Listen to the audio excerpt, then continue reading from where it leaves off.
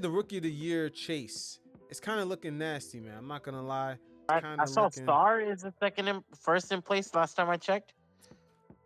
He probably is, but it's like, wow. If Jared McCain didn't get hurt, it would be him, bro. He would have been unanimous. But do you see this chart, man? Like, do you see this? How nasty it is?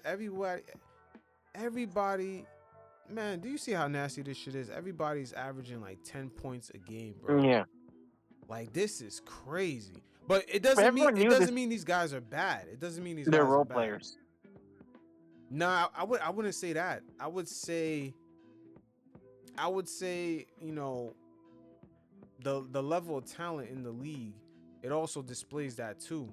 It's really high because you look at guys like in the Oklahoma City Thunder, AJ Mitchell.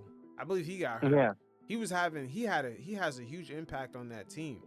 And then you look at Messi in New Orleans. he's killing it. Yeah, he has a good impact But on they're the not team. stars, man. No, Like, there's they're no not way you're stars for thinking. sure. Yeah, that's what I'm saying. These guys are just role players. Like maybe like McCain could be a star. Who knows? I don't really see it, but I just see them all as role players. But what about Bub? What about Bub Carrington? I seen him play. Yo, he I think it was against the Knicks. He had one game where he kind of went off, and I He's was like, crazy. I could see the potential. I like him. I also like the Brooklyn kid. I know he's not on the list, but he's also someone I like a lot.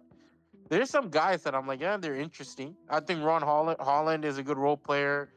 Dalton Connect, Dalton Connect has his moments of really showing brilliance. Ryan Dunn early on. Tristan Da Silva is a really good role player. I have to give Orlando that.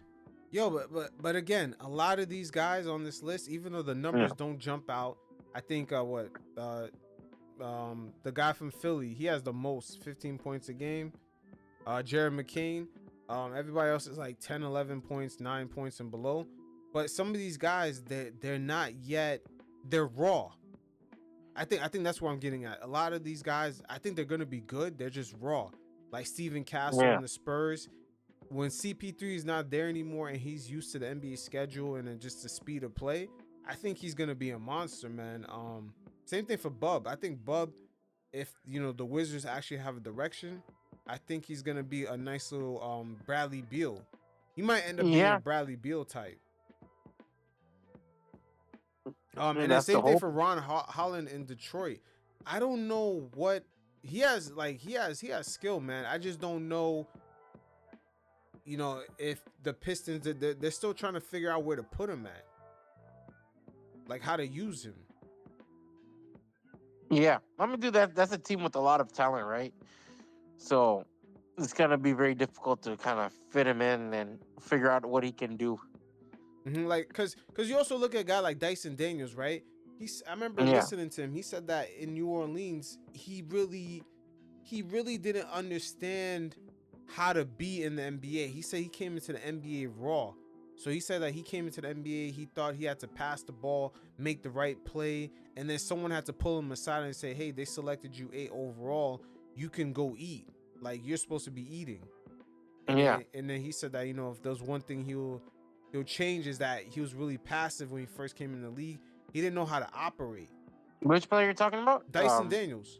Dyson Daniels. Yeah, but Yeah, I so also think New Orleans had a lot of chefs in the kitchen, right? And I think when you look at the Atlanta Hawks, there's much more breathing room because Ricochet is not really expected to be a star, right? He's kind uh of a developing piece. I would I would I Because would dude, like, I would put a pause on that because there's some things about him. I'm like, man, when he bulks up, the skill is there, man. Everything is there. Is that oh, he I'll concede to that. He's a project player, but I'm saying this before the draft. Mhm. We were told that the best player at its peak would be a Tobias Harris caliber player. What was Zaccharie? No, with this whole draft, they said that at peak they'd be a Tobias level player. Like that is like your, like I don't know which prospect they were talking about, but they weren't getting like Bankero, Cade Cunningham, Wembanyama hype.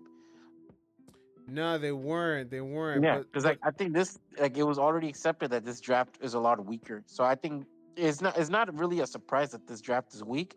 I think we're gonna get a lot of solid long term role players out of this draft, and I think I mean it's fine. It happens once in a while, maybe like one or two All Stars. Like I think it's like 2014 where, in 2014 we didn't have like That draft was it 20? Was supposed to Anthony Bennett draft. I think Um, 2013, the one with Drake. 2013 draft. Yeah. That's one of the weakest draft, right? But we got gems. You know, like Oladipo became an All Star. You know, Giannis is the greatest player I ever watched. One of the greatest, top 15 player of all time. So, so what I mean is maybe this could be one of those drafts. But other than that, like, it might be like another draft, like nothing that significant. But we could get like a couple of cool players, like I said, Victor Wembanyama, CJ McCollum, obviously Giannis and Gobert. Yeah, but I'm not gonna lie. A lot of these guys that got drafted, if you would told me some of these guys would be out the league after like 4 years, I'll be shocked. Because these guys have the talent Yeah, these guys have the talent. to have like The 10 league year gets plus younger. careers. Yeah, that's what I'm saying. But I don't really see like Star I level. don't see us talking of like star level. I don't really see that. But Yeah, I think I like agree. I agree. yeah. Right now, like the star level, it's not there. Maybe Yeah. for Zaccharie, I wouldn't be shocked if it ends up getting there. But him and Sarr are the most project players on this draft. yeah, that's the craziest part. Yeah. But when you look at 'Cause I Stephen think Castle, I see him as a lockdown defender. I see him as a really good player. Yeah, I honestly do see him as like maybe that Victor, not Victor Oladipo, CJ McCollum of. Oh yeah, these guys are really good players on a weak draft.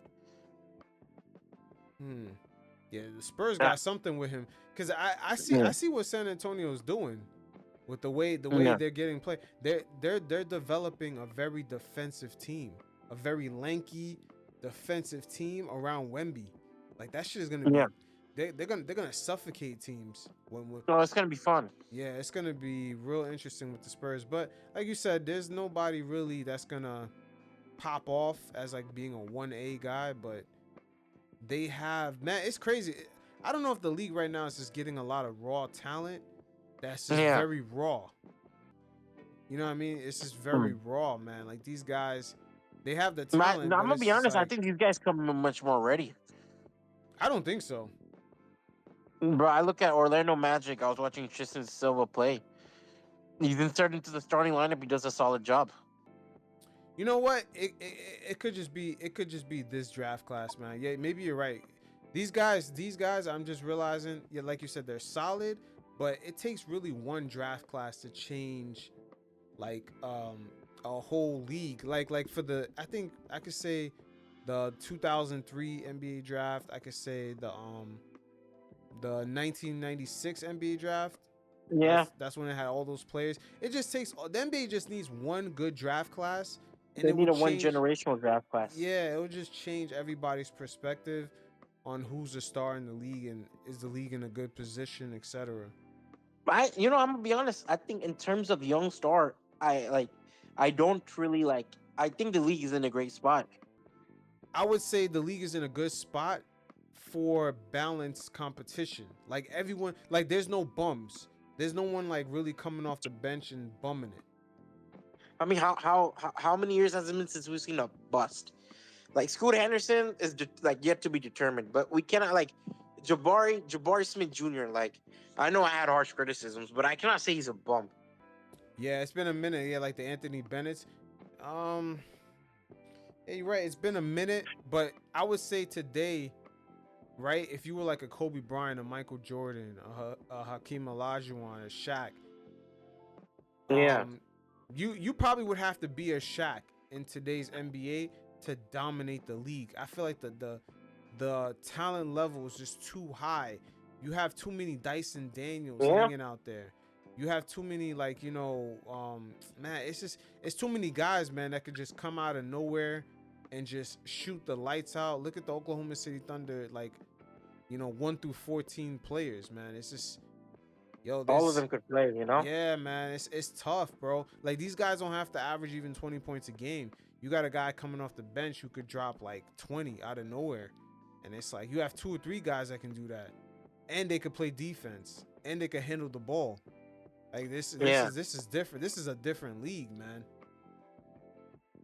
This is a different league. Like what Kobe played with, like the Smush Parkers, the just the random guys that were gonna get like 5 points a game and like 2 assists and 3 rebounds. Like the NBA is not really like that no more. It's like all these guys can average like 10 plus points, good defense, good 3-point shooting. This is really different. Like you got to be a hell of a player to dominate year in, year out. I'm talking about like win three-peats, win consistent, make final, make Bro, the we're not finals getting three peats consistently. in a while, bro. We're not getting three peats anytime soon. Yeah. I'm gonna be honest. I don't see it. Like I think Miami and Golden State had a chance, but now I don't see it. Bro, we're barely getting back to backs. Yeah, like I said, you got to be one hell of a player to get through all this. Yeah. Like even Jason Tatum, if he goes back to back, right? The narrative is gonna be, oh, did he win a Finals MVP for either of them? You know? Mm-hmm. Yeah. I remember in the early 2010s, right? They had a bunch of guards that was like 35 years old plus, still starting in the NBA. I feel like a lot Raymond of those guys, Felton. a lot of those guys couldn't start today. Look at Jason Terry. Like, look how long he played. Like, you could really have a 35-year-old wing player keeping up. In today's league, it's just like so spread out. The league's gotten younger. I think just not only the league gotten younger, I think development has taken a lot much faster. And I think one thing I've kind of seen an interesting trend of is players aren't wanting dunning anymore. Like I think players have figured out their roles coming into the league, and you don't see really one and done guys anymore. Like I think Obi Toppin for the Knicks, he wasn't a one and done player, but he was able to figure himself out in the Knicks and the Indiana Pacers. Mm-hmm. Yeah, it's just But I think a lot of people's approach to the game is a lot different. Where they're like, you know what, like maybe I should take another year of NCAA basketball and see what I can do from here. Another year of NCAA basketball.